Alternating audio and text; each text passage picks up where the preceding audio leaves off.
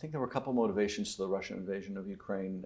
Certainly, part of restoring Russia's greatness, in Putin's view, is to extend a Russian hegemony to greater and greater areas in the region, to reclaim lost lands. Putin still views Ukraine as part of Russia, never thinks that Ukraine should have been allowed to become independent.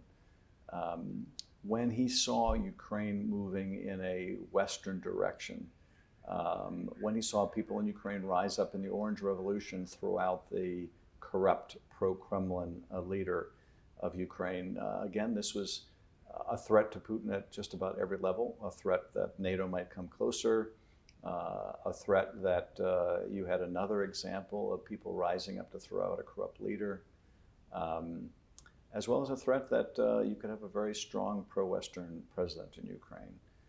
So I think this is what caused him to respond and react.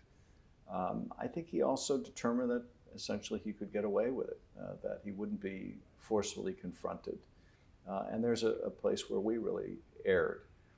We should have been far more involved in supporting Ukraine and allowing Ukraine to defend itself. We should have provided defensive weapons to Ukraine, rather than things like rations or night vision goggles or other things like that, which really weren't what the Ukrainians needed the most.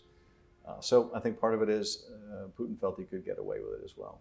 The principal thing we did was use sanctions, and sanctions I think can be very effective. The Russians, I think, fear nothing more than a collapse or a degradation of the Russian economy leading to mass protests, which could lead to Putin's ouster. So anything that makes that scenario more likely, they're going to vigorously oppose.